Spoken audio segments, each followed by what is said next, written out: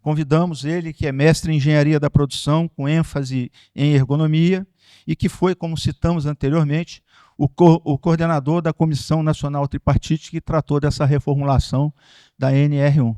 Doutor Mauro, por gentileza, e é aquela história, né? Esse negócio da NR1 para uns é um bicho-papão. Ninguém tem medo. Para outros, é aquela história, vou atravessar a rua de olho fechado porque não tem perigo. Aí vamos deixar ao seu encargo, porque o título, gente, da palestra foi ele mesmo que deu, que é, né, os fatores de risco psicossociais, como será a fiscalização. Bom, doutor, o senhor. Obrigado, Selmo. Obrigado pelas generosas palavras e ótima introdução. Bom dia a todos e a todas. Opa, a plateia está atenta, né? Porque às vezes a gente começa uma palestra assim, bom dia, o pessoal, bom dia. Não, aqui eu senti firmeza, né? Tá todo mundo acordado aqui e querendo participar. Que excelente, né? Então, realmente, o título da apresentação, ele está muito inspirado no momento em que nós estamos vivendo. Nós tivemos aí a alteração. Primeiro, importante fazer esse destaque, né? A alteração do capítulo 1.5 da NR1, que está em vigor desde 3 de janeiro de 2022. Então, nessa área de segurança e saúde, nessa área de ergonomia, não temos grandes novidades, né? Mas vamos indo por partes. Então, a gente fez uma revisão nesse texto do capítulo 1.5, justamente porque muitos pontos, muitos textos, o pessoal estava com dúvida, e a gente procurou, então, trazer um pouco mais de clareza na redação desses textos. Mas não houve grandes modificações. E os psicossociais são um desses aspectos, onde a gente procurou trazer aclareamento, tornar claro que eles estão incluídos como os demais perigos e riscos dentro desse gerenciamento de riscos ocupacionais. Tivemos 9 meses para o início de entrada em vigor e depois todo aquele movimento. Hoje as coisas acontecem muito mais pela internet, né? Há uma avalanche de informações, uma movimentação muito grande. E houve uma pressão no ministro e ele prorrogou por mais um ano a entrada em vigência. Então, de modo que nós tivemos aí 1 ano e 9 meses até essa data de 26 de maio. Bom, e entrou em vigor. Então, agora está valendo o novo texto. Então, por isso o título que eu gostaria de trazer para vocês aqui, claro, discutindo os aspectos técnicos, discutindo os aspectos do texto, mas referenciando nesse olhar da fiscalização. Então essa é a ideia de hoje, que é o que nós vamos enfrentar agora daqui para frente com a vigência do texto. Desde garoto, vi que o talento pessoal pode até ganhar um jogo. Mas quem ganha o campeonato mesmo é um time unido. Para mim, a união da equipe sempre veio antes da individualidade. Nos gramados, na vida e nas finanças. Por isso, jogo junto com o Sicoob, que tem tudo para ser seu também. Abra sua conta. Sicoob, mais que uma escolha financeira. Primeiro informe. Esse ano, todos os anos, a gente tem, pelo Ministério do Trabalho e Emprego, a Campat, né, uma conhecida de todos vocês. Nesse ano não poderia deixar de ser diferente com essa temática pela prevenção dos riscos psicossociais no trabalho. Então nós estamos convidando todos vocês, as suas empresas, suas entidades, vocês profissionais, nos espaços em que puderem, onde tiver SESM, TICIPA, onde for possível, fazer pequenas reuniões como essas, discutir esse tema. Vamos transformar esse tema, né, no tema do ano. Né? Já está sendo, né, mas vamos continuar nos aprofundando, discutindo ele para fazer uma boa prevenção em relação à questão dos psicossociais no trabalho. Segundo ponto, nós da Inspeção do Trabalho temos feito um esforço muito grande desde o início que surgiu esse tema para trazer informações de qualidade, trazer orientação para os profissionais e para as empresas. Vejam, esse foi o primeiro documento que nós lançamos, o Guia de Informações sobre os Riscos Psicossociais Relacionados ao Trabalho, que saiu em abril do ano passado, há mais de um ano, enfrentando esse tema, porque muita gente ficou de cabelo em pé. Veio o tema, o que é isso? Mas como assim, né? Já faz parte da ergonomia desde 1990, mas tudo bem. A gente então trouxe a informação a respeito do que se tratava. Esses QR Codes vão ficar disponíveis para vocês depois. Eles levam diretamente ao link, quem não teve acesso ainda. Mas se você também procurar na internet, pelo nome do material, né, pelo nome do guia e colocar MTE, ele vai levar vocês até esse documento. Tá? Esse é um documento de umas 20 páginas, não é muito grande. Nós lançamos também em setembro do ano passado uma cartilha de orientações sobre como prevenir o assédio e a violência de qualquer natureza dentro das empresas. Tem sugestões muito importantes, esclarece do que se trata, esclarece também, diferencia do que não é assédio, que muitas vezes o pessoal confunde, né? O que está dentro do poder diretivo das empresas, o que é normal, digamos assim, né, dentro do trabalho. E traz também sugestões muito importantes de ações, de medidas para realizar a prevenção desse tema dentro das empresas. E agora, recentemente, também em abril deste ano, nós lançamos o Manual de Interpretação e Aplicação do capítulo 1.5. Então, um manual mais robusto que aborda todos os aspectos, todos os itens do capítulo 1.5 da NR1 fazem parte. E também os riscos psicossociais relacionados ao trabalho. De modo que esse manual ele tem que ser lido em conjunto, ele não dispensa o guia, tem que ser lido em conjunto com o guia, porque o guia ele é mais detalhado, embora o manual também detalhe outras partes, tem um detalhamento maior em outras partes do texto da norma. Também agora, junto com a Campati, em abril, nós lançamos um curso EAD que está disponível para qualquer profissional, qualquer pessoa que queira, empresa, fazer um curso introdutório sobre os riscos psicossociais, abordando os conceitos, abordando exemplos.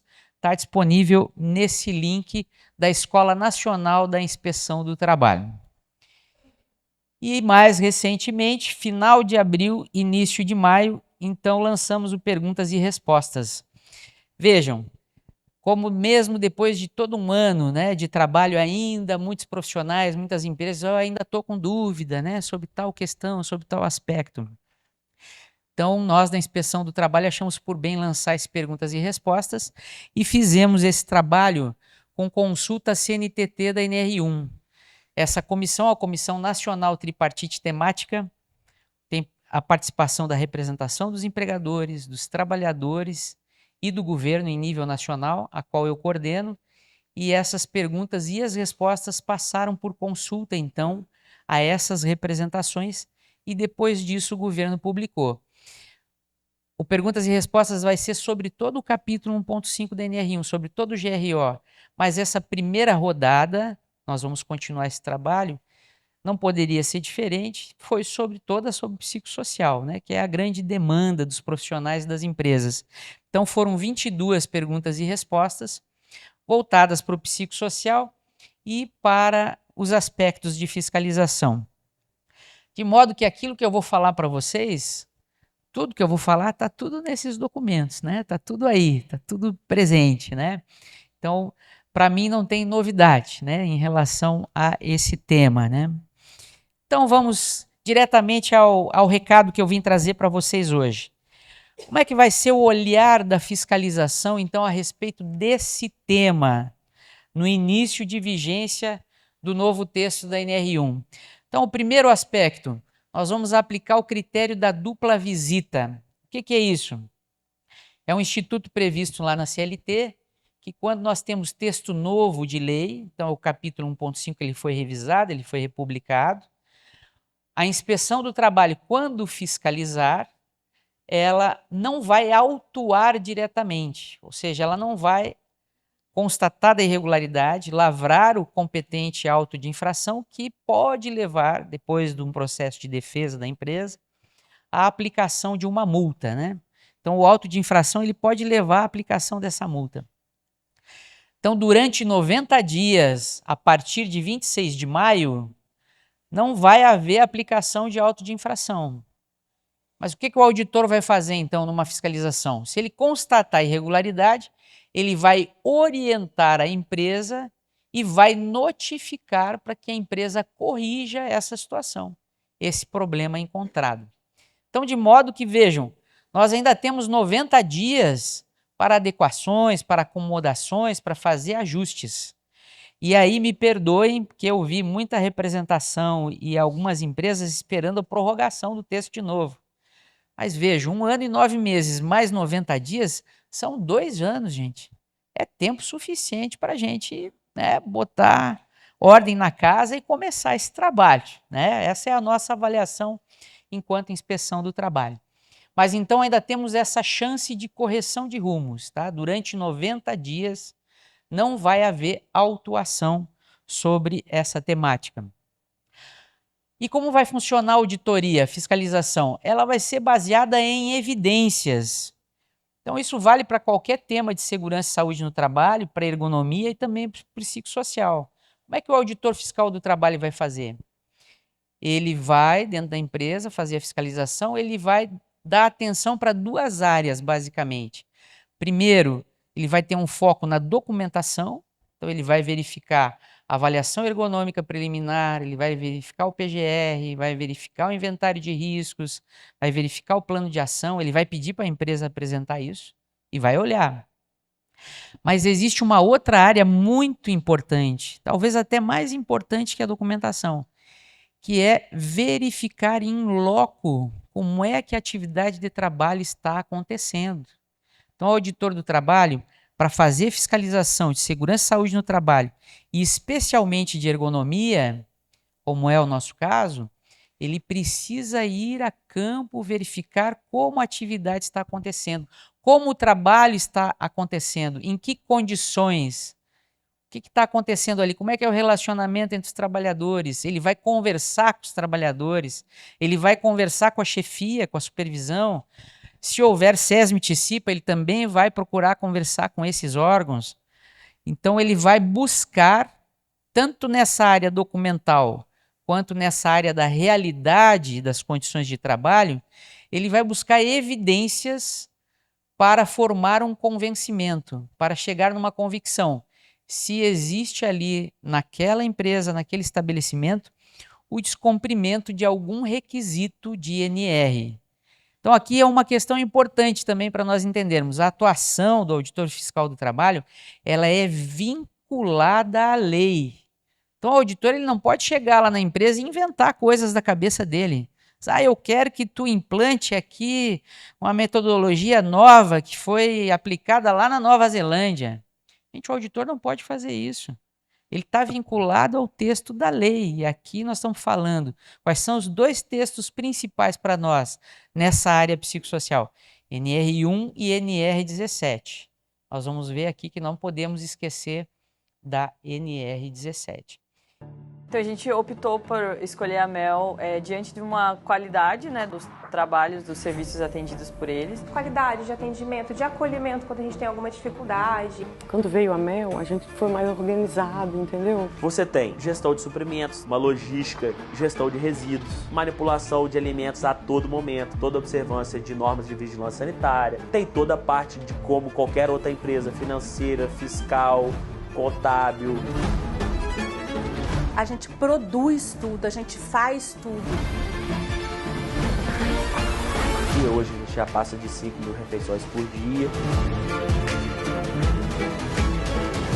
Parece feito igual a comida de casa, né? E às vezes a gente está acostumado assim, a almoçar em restaurante todo dia e a gente enjoa. O da comida da Mel, não. Trazendo a satisfação na alimentação, a gente traz um dia a dia melhor para os nossos colaboradores. E todo mundo gosta da nossa comida, graças a Deus, porque é uma comida de paladar caseiro.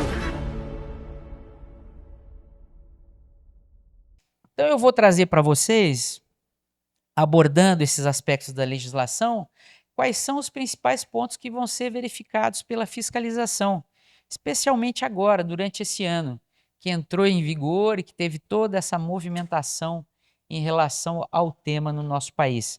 Quais são esses principais aspectos que constituem, que podem, né, as irregularidades que podem ser constatadas e que o auditor fiscal do trabalho, então, poderá auditar, verificar na sua empresa? Primeiro deles, deixar a organização de realizar a avaliação ergonômica preliminar das situações de trabalho. Aqui é preciso fazer um parênteses, tá? Eu faço sempre nas minhas palestras. Nós tivemos aqui apresentações de soluções, então muitas das informações que eu trago aqui não encarem como uma crítica, né, a alguma dessas soluções. Tem muitas soluções hoje no mercado.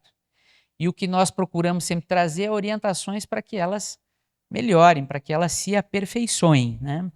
Então vejam, houve um movimento muito grande na internet, no mercado, de apresentar soluções quase mágicas, vamos colocar entre aspas, né? Tinha até desenho na internet assim, ó, em 24 horas eu apresento o seu psicossocial, o seu PGR, né? Então, muita calma nessa hora. Não entre nessas propagandas, né? Não compre gato por lebre. O que tem acontecido? A maioria, algumas, né, soluções tem invertido a lógica do processo. Ele está apresentando um questionário ou uma metodologia específica como a solução. E é o contrário. Isso vocês podem, durante a minha apresentação aqui, vocês vão ver que é uma possibilidade usar os questionários, mas é uma parte final do processo. Primeiro você tem que ter o GRO estruturado. Tendo o GRO estruturado, o PGR, você vai fazer a avaliação ergonômica preliminar. Segundo passo.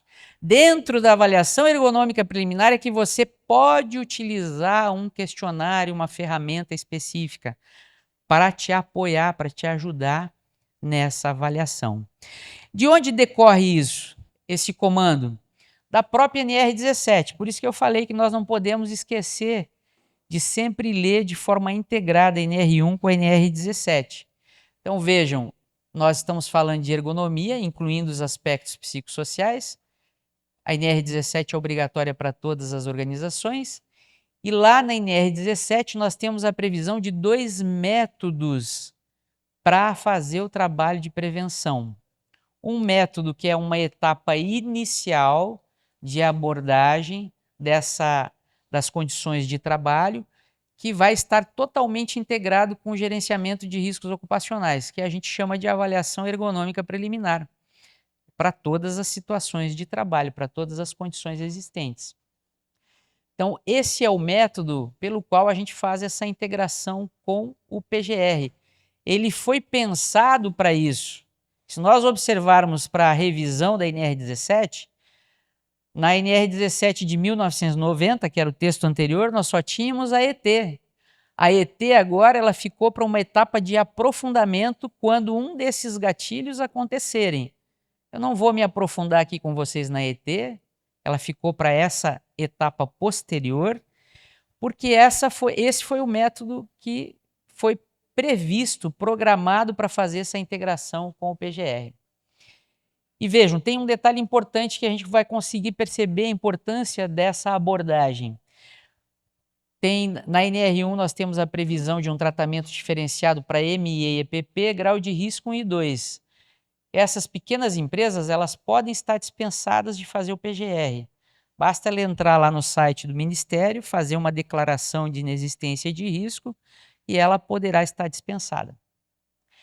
Mesmo essas empresas dispensadas de ter PGR, significa que elas não vão ter inventário de riscos nem plano de ação, elas estão obrigadas a realizar a avaliação ergonômica preliminar e, portanto, vão fazer esse trabalho de prevenção sobre os psicossociais dentro da EP, juntamente com a EP, como é a previsão dessa integração da nossa legislação.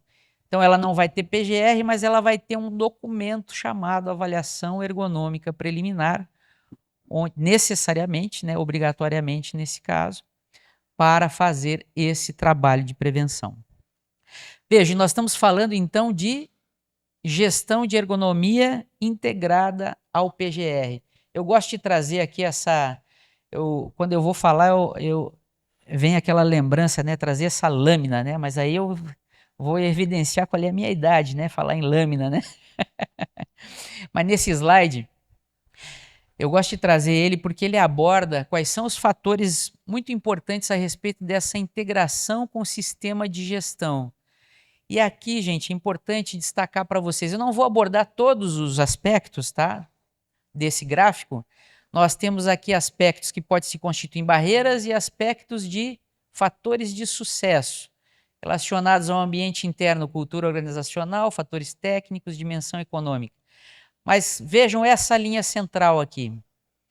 Nessa linha central, nós temos fatores que tanto podem se constituir em barreiras, ou seja, eles podem impedir que essa integração entre ergonomia e GRO aconteça, quanto elas podem promover essa integração, podem ser fator de sucesso. E eu vou destacar esse primeiro aqui para vocês, ó, o apoio e compromisso da alta administração.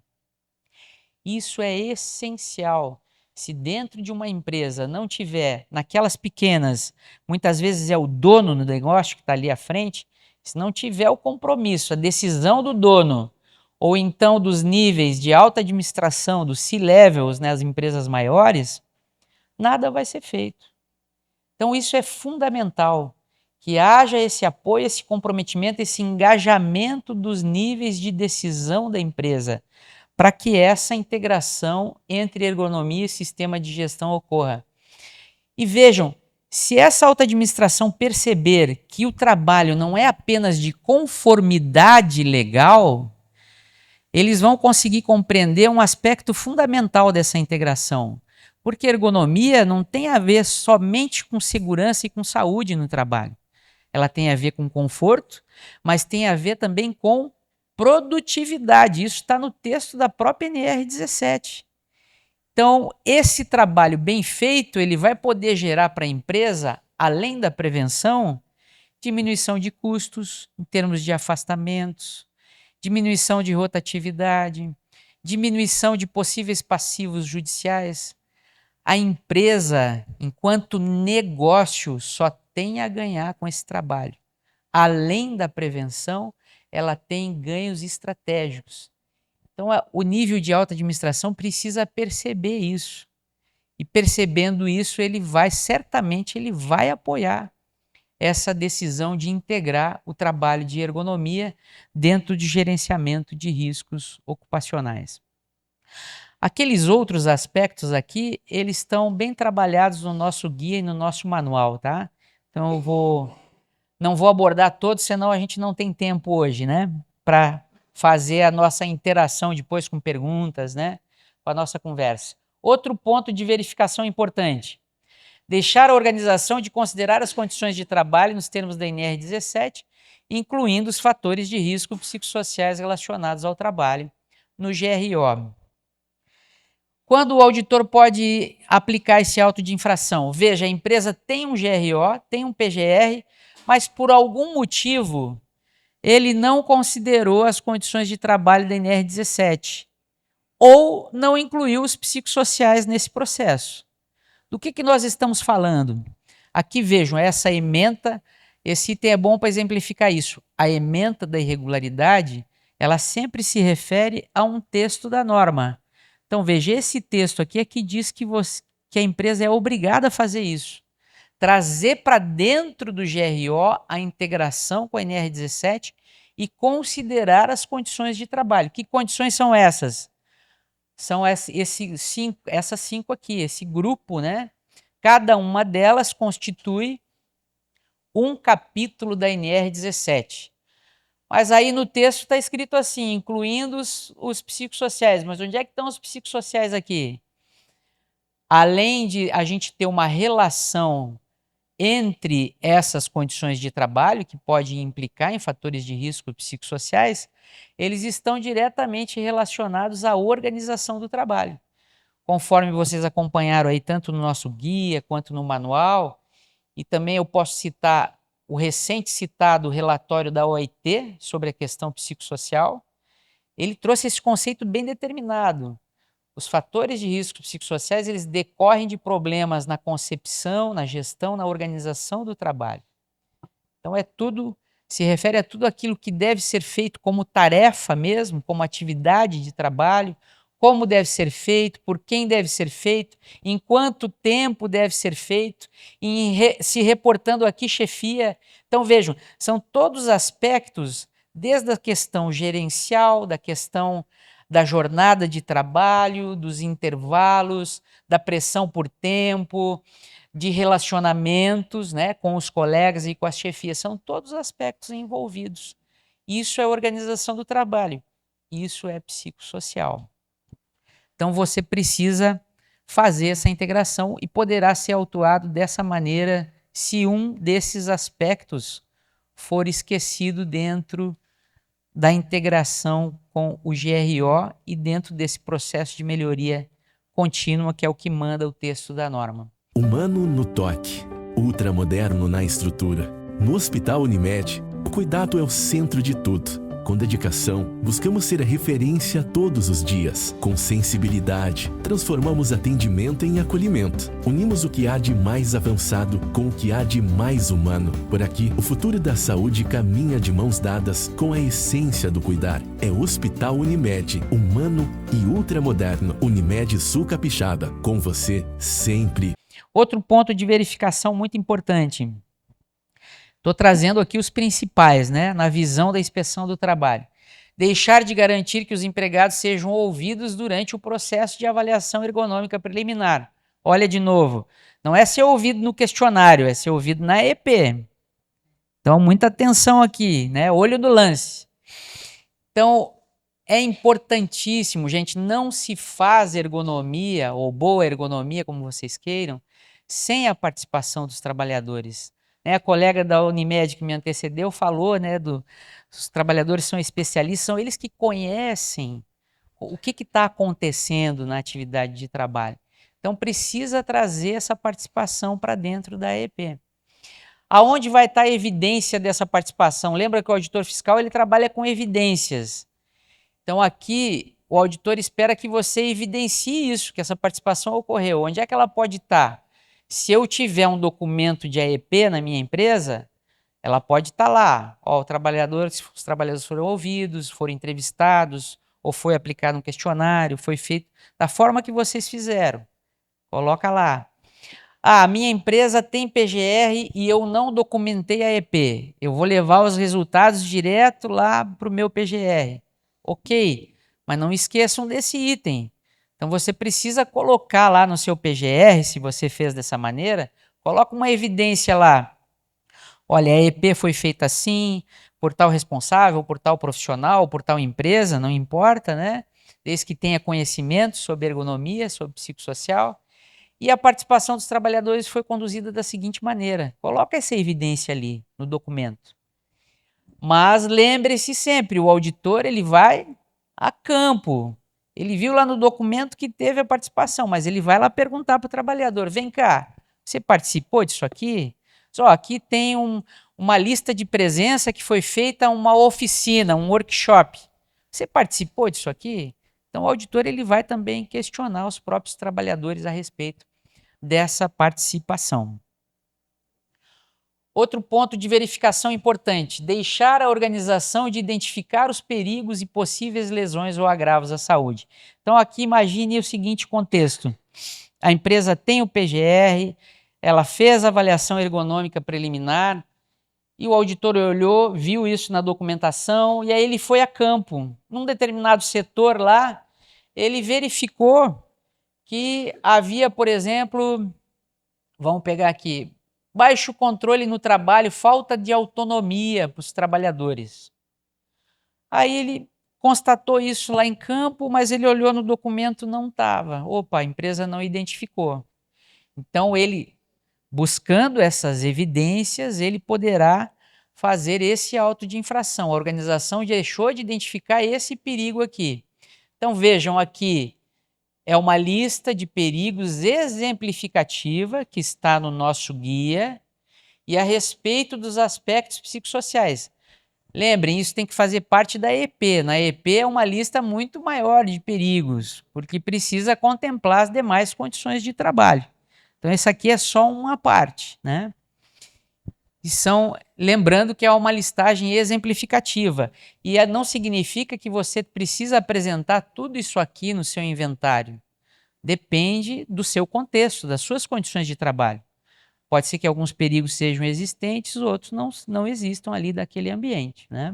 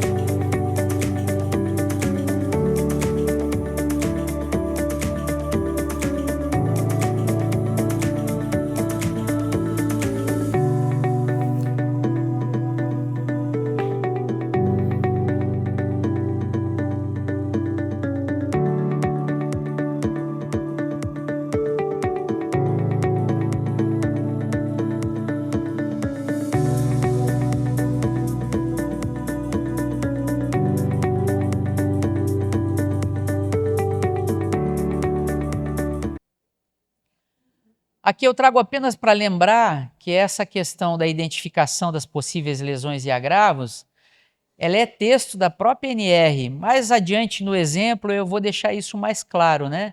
Você vai verificar se esses perigos, que são os fatores de risco psicossociais, estão presentes nas atividades de trabalho.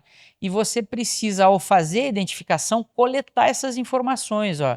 Você vai descrever o perigo, vai dizer qual é a possível lesão ou agravo, identificar fonte e circunstância e o grupo de trabalhadores sujeitos ao perigo. Então, também tem relação direta com esse item. Mas como eu identifico o perigo, se ele está presente no meio ambiente de trabalho? Aqui vejam, essas metodologias, esses questionários, nos auxiliam nisso, eles podem auxiliar, mas a empresa não é obrigada a usar o questionário. Tá? Isso é muito importante também, eu vou repetir bastante isso para vocês. Não existe obrigação de usar questionários validados e ferramentas.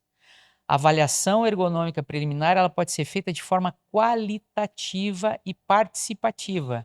São os dois aspectos muito importantes. O que significa isso, qualitativa?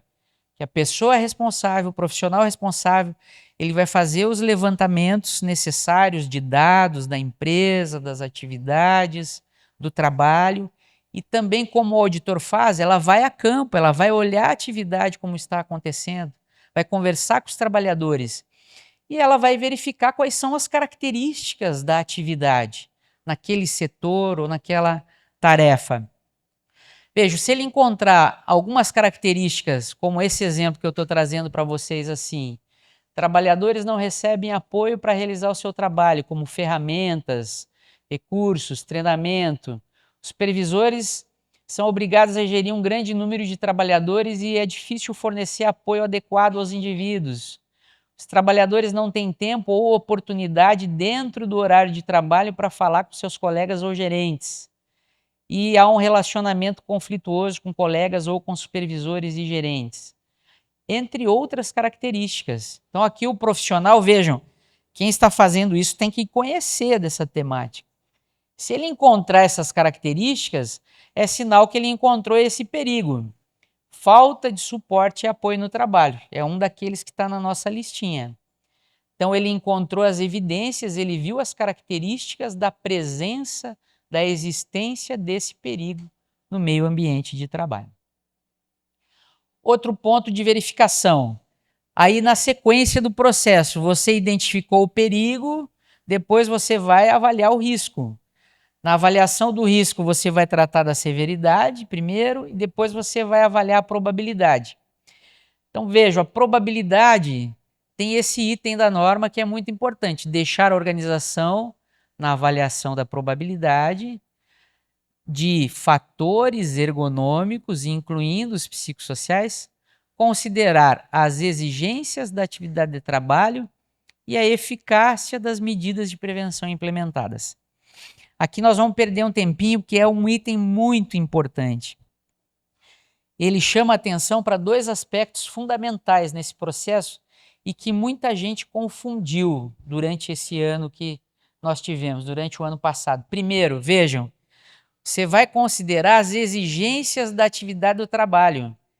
Não tem nada a ver com o estado de saúde mental da pessoa do trabalhador. É você verificar as condições de trabalho, como o trabalho está acontecendo lá naquele ambiente, lá naquele estabelecimento, lá naquela atividade de trabalho. Então isso é muito importante nós entendermos. Também vi em alguns lugares do nosso país, a gente tem participado de muitos momentos como esse, tinha empresa fazendo essa avaliação por meio do exame médico periódico. Não pode, gente, está errado, tá? Porque não se trata de avaliação clínica. Separa as coisas, não tem nada a ver uma coisa com a outra. O acompanhamento médico de saúde ocupacional é importante, mas é um outro trabalho.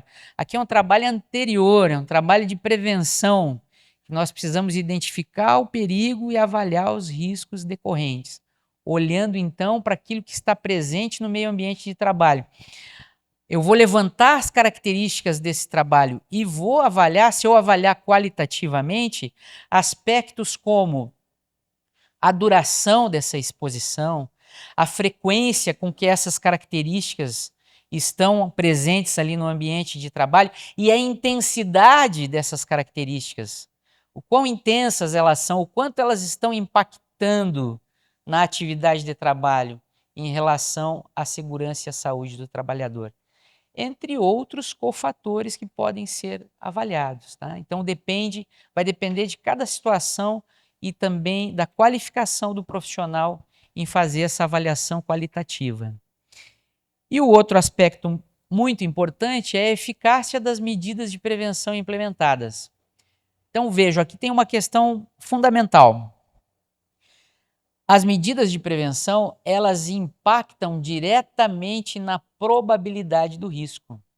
Então eu tenho uma determinada situação, eu tenho um problema no meu ambiente de trabalho que está afetando, que pode afetar, né, a segurança e a saúde dos trabalhadores. E eu entro com uma medida de prevenção. Essa medida de prevenção ela vai diminuir a chance de ocorrência dessas possíveis lesões e agravos. Então, ela vai me ajudar a mitigar, controlar a probabilidade do risco. E isso é que vai me dar condições de diminuir o nível de risco. Isso tudo é gestão, gerenciamento de risco ocupacional. O que nós queremos é diminuir os riscos existentes ao nível mais baixo possível, ou a um nível tolerável, como vocês queiram chamar, né? Dentro do gerenciamento de riscos ocupacionais. Mas aqui também reside uma grande confusão trazida pelo mercado. Por quê? Porque houve, na pressa de apresentar soluções, uma confusão com esse campo de saúde mental.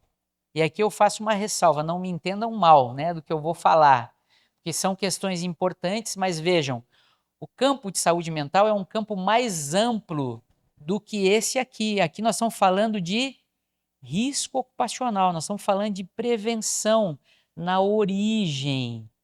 E se você tratar isso de uma forma de saúde mental, você pode trazer para o nosso campo de discussão aspectos como oferecimento de acolhimento do trabalhador em sofrimento, oferecimento de terapia, de mindfulness, né, de programas de assistência.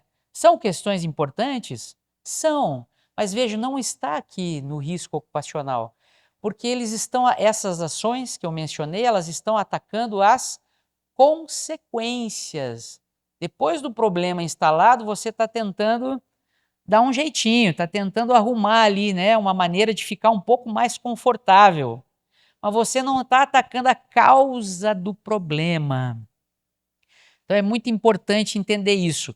A ação de prevenção, ela se dirige à causa do problema, são ações estruturais que vão modificar as condições de trabalho, a organização do trabalho, e não se refere ao indivíduo, às consequências. E outra questão fundamental que está pouco lembrada aqui, ao que se refere a eficácia dessas medidas? Se refere tanto a esse impacto na probabilidade dela ser eficaz, dela ser mantida ao longo do tempo, mas em termos de NR1 ela tem uma outra conotação, outro aspecto muito importante. A eficácia se refere à hierarquia das medidas de prevenção, conforme está previsto na NR1. Então aqui quem é da área de segurança e saúde sabe isso muito bem. Quanto mais alta a hierarquia, mais eficaz a medida. Qual é a hierarquia que nós temos na NR1? Primeiro, você evitar ou eliminar o perigo. Então você evita por meio de projeto, né, na etapa de projeto, ou se o perigo já existe no meio ambiente, você elimina ele. Em relação aos agentes químicos, é mais fácil da gente entender isso, né? Porque se tem um produto químico lá, eu vou e elimino ele.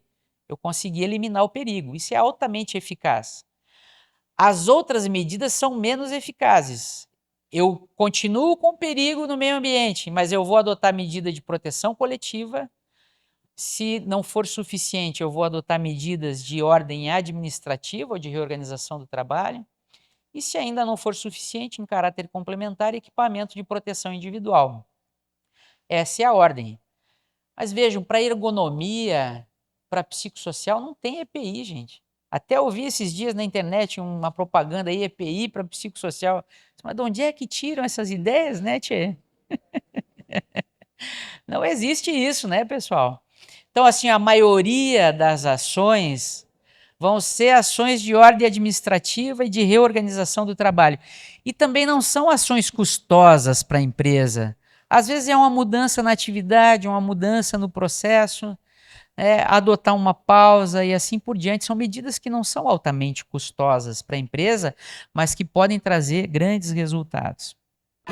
Desde garoto, vi que o talento pessoal pode até ganhar um jogo.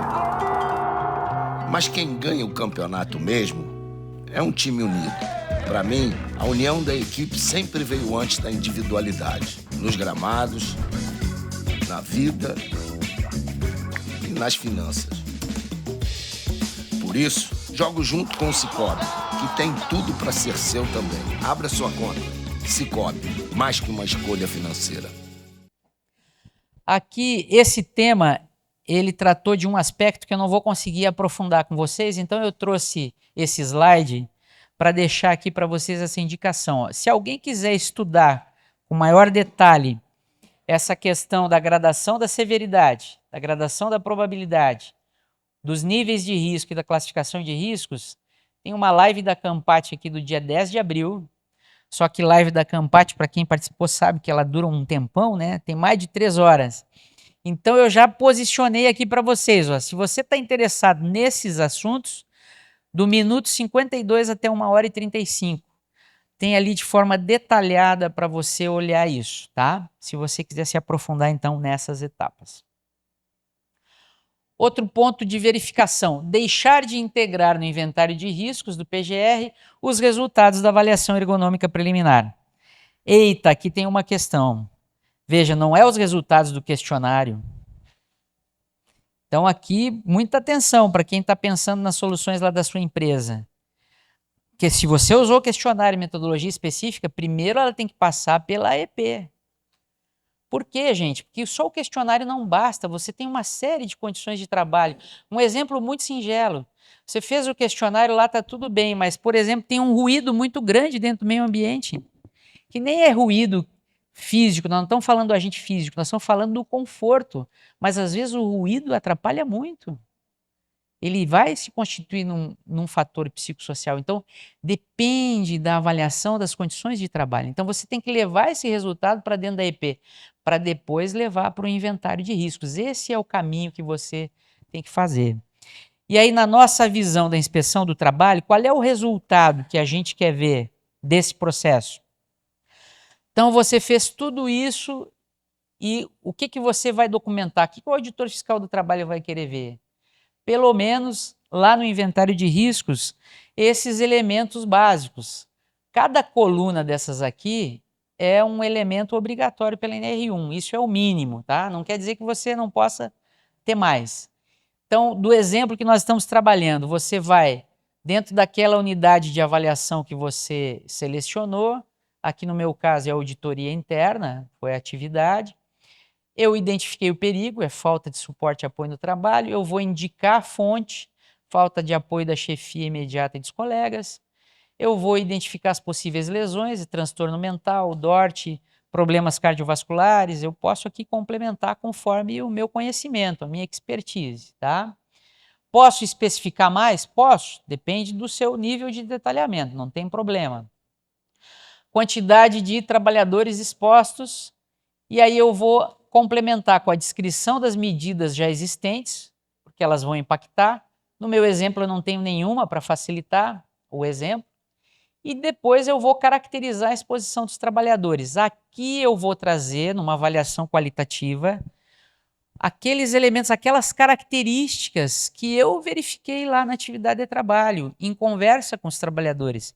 Eu vou como se eu estivesse relatando, contando uma história. A equipe não recebe capacitações atualizadas, nem sistemas digitais eficientes para a realização das tarefas. O gerente é novo, não tem tempo para escutar os integrantes da equipe sobre as dificuldades no trabalho. Os trabalhadores estão expostos durante toda a jornada de 8 horas E assim eu poderia complementar. Só encontrei um ambiente de conflito entre os colegas e a chefia, de modo que eles não conseguem se apoiar mutuamente na realização das tarefas, e assim eu poderia ir complementando. Feito esse levantamento inicial, eu vou partir para a avaliação. A severidade, eu vou olhar para a natureza das possíveis lesões, e aqui tem muita gente cometendo um erro na severidade, gente. Severidade não é contextual. Ela não tem nada a ver com a exposição. Tá? Não tem nada a ver com histórico, com afastamento. Não tem nada a ver, gente. Não confundam. O texto da NR1 é muito claro. O que você vai considerar na gradação da severidade? As possíveis consequências, então elas não precisam ter acontecido nenhuma vez, não importa, porque você está prevenindo, você quer evitar que elas ocorram, esse é o trabalho. Então você vai olhar para as possíveis consequências, a NR1 manda você selecionar de maior magnitude, e aí você vai colocar numa gradação. Essa gradação é da empresa, é do GRO. A NR1 não estabeleceu. Mas esse é o critério, não misturem. Aqui na minha empresa não teve nenhum afastamento por transtorno mental. A severidade é a mais baixa possível. Tudo errado, gente. Tá? Então, muita atenção nesse aspecto. Você só olha para a natureza, para esse impacto, né? O possível impacto dessas possíveis lesões na saúde do trabalhador, na segurança do trabalhador. Probabilidade, você vai olhar para duas colunas. Lembra que a gente viu? Você vai olhar se tem medida implementada, porque ela vai ajudar a mitigar, a diminuir essa probabilidade. E você vai olhar para a exposição, caracterização da exposição dos trabalhadores.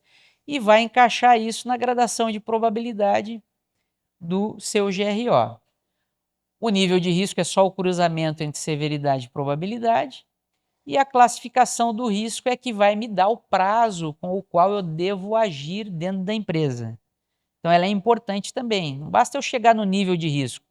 Eu tenho que dizer para determinado nível de risco o quão urgente é eu agir. Em quanto tempo eu devo agir.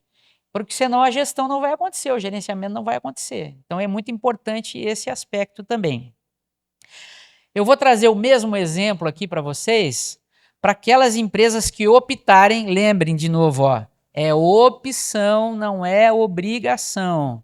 Optarem usar um questionário validado. Isso também é um aspecto importante. Se optar em usar o questionário, tem que ser um questionário validado. Não pode ser um questionário gerado por IA, questionário fabricado, ou um questionário recortado. Eu já vi exemplos por aí, o pessoal disse assim, eu vou usar o HSIT, mas eu tirei 10 perguntas. Não adiantou nada, né? Fez um Frankenstein, não pode. Se você usar um questionário, tem que usar a metodologia completa como ela foi prevista. Por isso que ela foi validada cientificamente, para ser aplicada daquela forma. Então, se a minha empresa optou em utilizar um questionário desses específico, eu vou ter um trabalho a mais, vocês têm que ter consciência disso. Vai ter um trabalho a mais aqui. O questionário ele não gera o resultado que eu preciso automaticamente. Ele é só um instrumento de apoio, de suporte à minha tomada de decisão, ao meu processo de gerenciamento. Aonde que ela encaixa aqui? Vejam, se o questionário resolvesse, eu não precisaria de tudo isso aqui. Não, precisa, gente. Para ter conformidade legal, você vai precisar de todos esses elementos aqui. Onde encaixa o questionário aqui? Você poderá, então, ao invés de trazer a caracterização da exposição de uma forma qualitativa, você vai trazer a partir do questionário. Então, vejo aquele questionário naquela dimensão que está se referindo à falta de suporte e apoio no trabalho, naquela unidade de avaliação, aqui tem um erro muito comum também, que é muito legal a gente fazer aqueles dashboards, né? Faz aqueles negócios, aqueles gráficos, é bonito. Gente, não adianta ser por toda a empresa. A minha empresa está com 5 de psicossocial. Não adiantou nada. Necessariamente tem que ser por unidade de avaliação. O que é unidade de avaliação? Para quem é da área dos agentes físicos, químicos e biológicos, é mais fácil, né? O antigo GHE. Você tem que ter grupos de exposição similar. Então, você tem que... Lá no planejamento, você tem que definir essas unidades de avaliação. Em ergonomia, pode ser a função? Para pequenas empresas, ok. Pode ser por setor, para determinados contextos, sim. Na maioria das vezes tem que ser por atividade de trabalho. Então você vai ter que dar uma pensada, vai ter que ver, planejar isso. Então o resultado do seu questionário, ele vai ter que se referir a essa unidade de avaliação, aqui no meu exemplo é a auditoria interna, ó, e a esse perigo. Então eu vou dizer, ó, vou colocar o resultado. Utilizando a metodologia XYZ, eu apurei como elevado o risco para a dimensão, apoio das chefias e apoio dos colegas. Beleza. E aí eu tenho que dizer, os resultados da metodologia estão ou na EP ou anexados no inventário de riscos. Aqui é importante também para você ter rastreabilidade. E tanto para a empresa, para ela poder fazer a sua gestão, o seu acompanhamento, mas também numa possível auditoria. Se eu estou baseando a minha avaliação, a minha caracterização da exposição do questionário, se o auditor vê essa evidência, qual é o passo seguinte? Ele vai pedir o resultado da avaliação, é evidente. Então você já precisa ter isso rastreável, né, para facilitar esse trabalho. Um outro erro comum quando o pessoal usa metodologia, essas metodologias quantitativas ou semi-quantitativas, como os questionários, normalmente elas chegam num determinado nível de risco para essas dimensões. Então veja no meu exemplo aqui, eu disse, ó, ele apurou como elevado o risco para essa dimensão de apoio das chefias e apoio dos colegas. Aí eu peguei e usei esse nível de risco lá no meu PGR. Errado, gente. Não pode. Tá totalmente errado. Por quê, gente? Que cada PGR, aqui deve ter muitas empresas presentes aqui, né?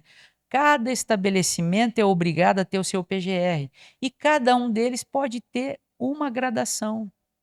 Pode ter a definição dos seus critérios, desde que seja embasado, com base técnica, né, e que tenha coerência para fazer o gerenciamento de riscos ocupacionais. Mas a NR1 permitiu isso. Cada estabelecimento pode colocar esses critérios no PGR. Então eu não posso chegar com um critério alienígena de uma ferramenta tal e dizer, ó, esse aqui é o nível de risco. Não, está errado, gente. Porque a vocação do GRO é integrar todos os perigos e riscos numa mesma base de avaliação, de tratamento. E para isso eu tenho que usar os mesmos critérios. Ah, mas o que eu vou fazer com esse nível de risco que eu achei lá no COPSOC, no HSE? Eu vou usar ele como um apoio e suporte na minha exposição dos trabalhadores. Eu estou vendo aqui que a exposição deles está elevada. E aí eu vou fazer a avaliação da minha probabilidade olhando para isso. E também para a medida se existente. E aí eu vou graduar a minha probabilidade com base nos critérios do meu PGR. E depois o meu nível de risco, ele vai ser com base também no meu PGR, cruzamento de severidade com probabilidade. Então, muita atenção aqui, senão você pode errar esse passo também na integração com as metodologias, tá? Então a gente optou por escolher a Mel diante de uma qualidade, né, dos trabalhos, dos serviços atendidos por eles. Qualidade de atendimento, de acolhimento quando a gente tem alguma dificuldade. Quando veio a Mel, a gente foi mais organizado, entendeu? Você tem gestão de suprimentos, uma logística, gestão de resíduos, manipulação de alimentos a todo momento, toda observância de normas de vigilância sanitária, tem toda a parte de como qualquer outra empresa financeira, fiscal, contábil. A gente produz tudo, a gente faz tudo. E hoje a gente já passa de 5.000 refeições por dia. Parece feito igual a comida de casa, né? E às vezes a gente está acostumado assim, a almoçar em restaurante todo dia e a gente enjoa. O da comida da Mel, não. Trazendo a satisfação na alimentação, a gente traz um dia a dia melhor para os nossos colaboradores. E todo mundo gosta da nossa comida, graças a Deus, porque é uma comida de paladar caseiro.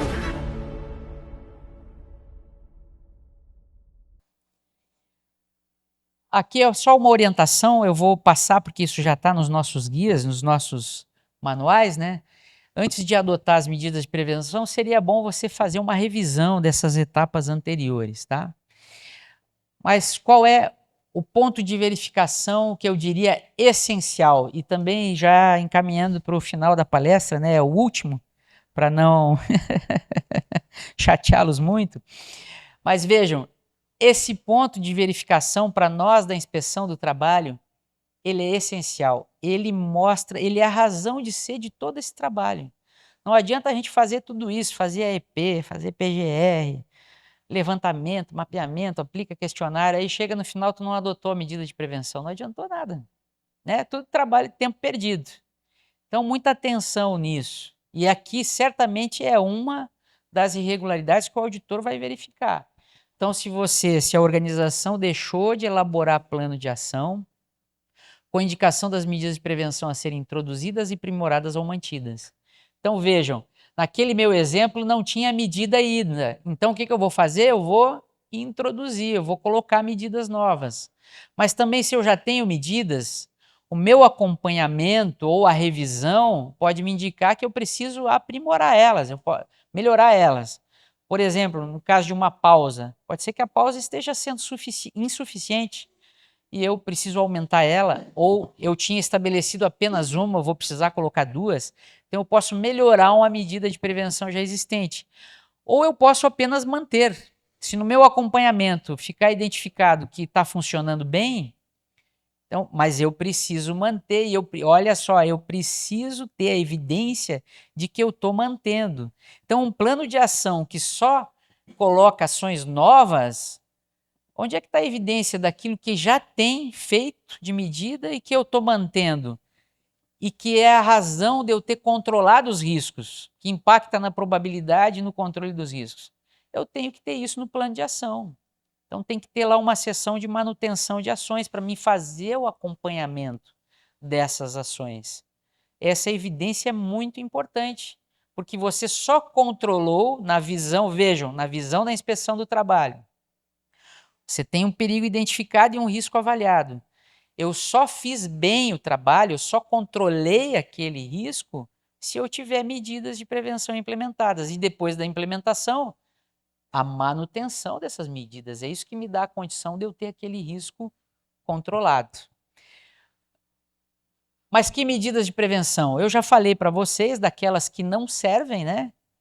Vejam, sempre fazendo esse parênteses, não serve como medida de prevenção do risco ocupacional que vai impactar na probabilidade do risco, que vai atingir a causa, tá? Então, essas medidas, elas são... Aqui são alguns exemplos para esse tema que eu estava trabalhando para vocês, a falta de suporte e apoio no trabalho. Uma medida de proteção coletiva, conceber o trabalho de forma a realçar a colaboração em equipe ao invés do trabalho individualizado. Então, é uma medida já mais robusta. Ou, então, medidas só de ordem administrativa, estabelecer linhas claras de comunicação nas equipes para que os trabalhadores saibam como obter ajuda com os problemas. Ajudar os trabalhadores com as soluções de problemas na execução de tarefas, capacitar os níveis gerenciais sobre a importância do apoio emocional e de suporte para tarefas por parte dos líderes e supervisores, possibilitar a discussão regular e aberta entre trabalhadores e supervisores sobre as necessidades de apoio.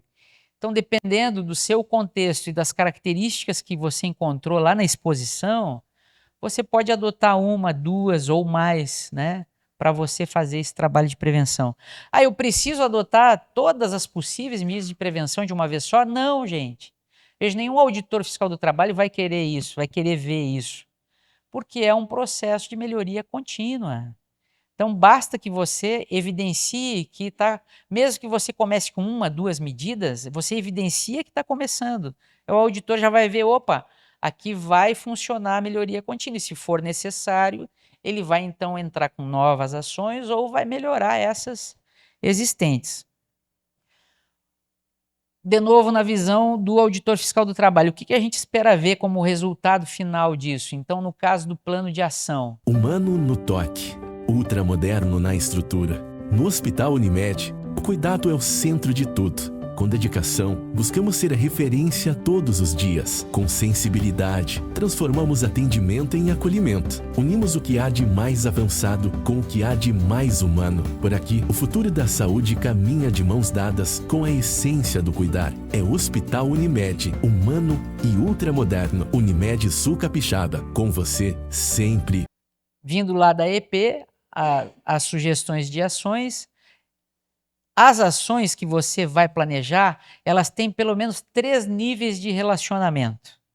Elas têm que se relacionar com a unidade de avaliação, Então, eu tenho que ir lá, no meu caso aqui, no meu exemplo, era auditoria interna, estou voltado para aquela equipe. Ela tem que se relacionar ao perigo, falta de suporte e apoio no trabalho. Por quê, gente? Porque eu quero atuar na fonte, eu quero atuar no problema, então eu tenho que me dirigir àquele perigo. A ação tem que ser dirigida para resolver esse problema. E eu tenho que me relacionar, as ações têm que se relacionar com a classificação do risco, para mim saber qual é o prazo que eu vou planejar essas ações. Então, no meu exemplo aqui, um nível de risco muito alto corresponde a uma classificação altíssima que me dá o prazo de 90 dias. Esse é o prazo dentro do meu PGR para mim agir para um nível de risco desses. Então, em 90 dias eu tenho que fazer alguma coisa. É só isso que a classificação está dizendo. O que eu vou fazer? Vou planejar, então. Eu vou capacitar o gerente da equipe para escuta ativa e apoio da equipe. O supervisor é o responsável, veja, aparece o responsável. Num prazo de 30 dias, coloquei a previsão e depois eu vou acompanhar. Depois vou fazer treinamentos periódicos com atualização dos sistemas. O responsável vai ser o gerente da equipe. Isso aqui foi uma das coisas que apareceu lá na caracterização da exposição, né? Vou fazer isso mensalmente daqui para frente. E aí a previsão de início aqui é depois dessa capacitação do gerente para escuta ativa e apoio à equipe. Então isso, digamos, são os elementos mínimos, né, de um plano de ação. Então, recapitulando... não, aqui tem uma questão antes de finalizar, importante. A gente falou, então, do inventário de riscos, né? Fazer a EP, levar para o inventário de riscos, formatar um plano de ação e o acompanhamento. Aqui tem uma novidade importante. Eu já falei ao longo da palestra que as medidas têm que ser acompanhadas de forma planejada. Olha que importante aqui para a empresa. Ó. Tem que planejar esse acompanhamento, que vai envolver a verificação da execução das ações e a continuidade da sua aplicação, como nós falamos, isso é texto da norma, mas tem um elemento novo aqui, ó. Essa linha D é nova, passou a vigorar agora em 26 de maio. Tem que ser acompanhado com a participação dos trabalhadores e da CIPA quando houver. Isso é muito importante, gente, em termos de ergonomia e de psicossocial, porque às vezes, como vocês viram ali, às vezes a medida é um treinamento, às vezes é uma pausa, e são medidas simples, mas que podem funcionar, que vão dar efeito. E quem melhor do que o trabalhador para saber se ela foi implementada, né, em primeiro lugar, se ela continua em execução depois de um tempo, você implementou, mas aí você checa com o trabalhador lá, continua funcionando? Ah, continua. Aí depois de mais um tempo, passou 6 meses lá, tá funcionando? Tá bom? Só, olha, doutor, né, o trabalhador geralmente fala assim, né, doutor, foi bom, mas não foi suficiente. A gente continua com problema em relação a esse perigo aqui. Ajudou, mas não foi suficiente. Ele pode dar esse retorno, que significa que você tem que entrar com uma outra medida ou melhorar essa que está aí colocada, né? Então, essa participação dos trabalhadores no acompanhamento é fundamental, especialmente nessa questão de ergonomia psicossocial. Resumindo tudo que eu falei para vocês, então, desse olhar da fiscalização, agora na sequência, nós vamos aplicar o critério da dupla visita, 90 dias, então, onde a inspeção vai orientar as empresas, constatada uma irregularidade, nós vamos orientar e notificar para corrigir, durante 90 dias. Vamos fazer uma auditoria baseada em evidências, um olho na documentação, o outro olho lá na realidade das atividades, das condições de trabalho. E quais as principais irregularidades a serem verificadas? Primeiro, se a empresa está colocando o processo do GRO em andamento. Então, veja, não é só papel, gente. Se a empresa realizou a avaliação ergonômica preliminar, também não é papel. Se incluiu os perigos psicossociais na EP e no GRO, se ouviu os trabalhadores no processo, e se estabeleceu um plano de ação para adotar medidas de prevenção para os perigos identificados e riscos avaliados.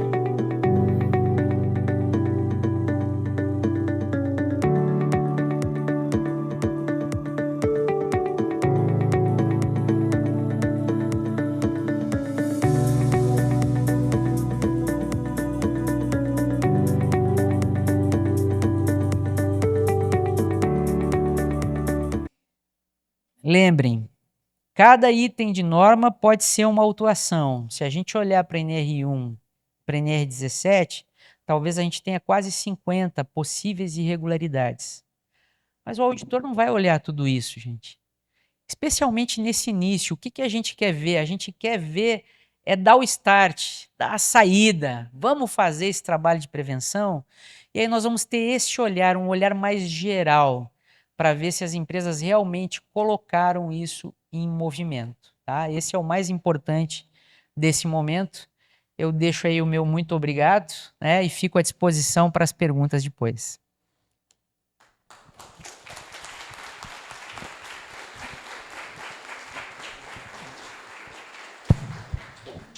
Bem, pessoal, como previsto, a gente vai agradecendo mais uma vez ao Dr. Mauro, né, mas a gente vai voltar daqui a pouco para um segundo tempo mais emocionante, né, que é a hora das perguntas e respostas.